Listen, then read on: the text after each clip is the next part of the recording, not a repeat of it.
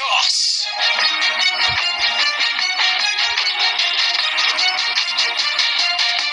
Horror! I'm getting word that 1 minute and 47 is bigger than 10.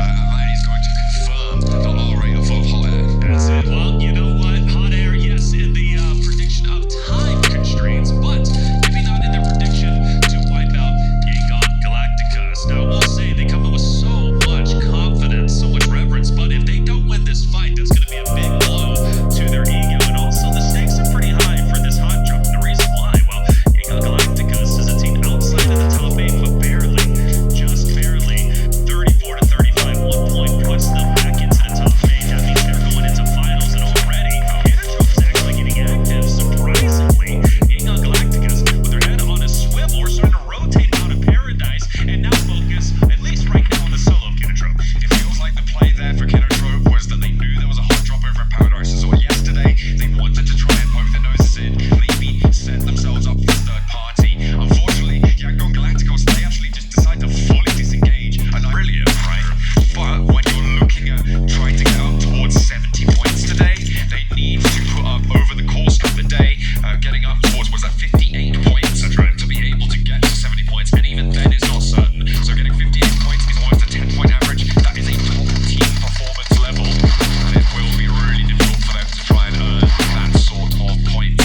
We'll have to see if they're able to be up to the task, because we got a replay about Kenotrope walked into a building and did not walk down. That's right. Stall was taken out very early on. Yengon Galacticos said, let's take advantage of this. Let's push into Canatrop. We know Between all of those calls, is it what they see as the most animated when it comes to putting them over on their desk?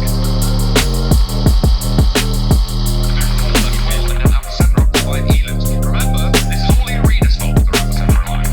well, Arena as well as, like I said, not some Red Force helping them out just a little bit. So you got two teams who unintentionally ended up helping out the 7 in their desperation attempt to make it to the grand finals. YG up ahead, Falcon starting to move up, Ragnar Karya still within the chopsticks as you mentioned, trying to continue this battle. They've been having to try and fight one fight up top, fight the fight down below. YG though also has to worry about Noxious Red Force, who's going to be just behind them, and St. Cloud has managed to make his way up, but Falcons, is it realistic that they can even leave this spot? Because as soon as they apex the top of this ravine, they're getting mowed down. It's difficult, right? You need to be sure that you have a path forward. Getting access to the buildings that Yangon Galacticos play would be beautiful. AX Team G going down is actually a massive bonus for them as well, because it means that now they only have to worry about their western flank. They will no longer be overexposed when they go for these peaks. They have a little bit more leeway. The circle goes away from the chopsticks, so this fight now will have to take place. But the same is true on the other spur of the chopsticks, with Ragnar Karya needing to push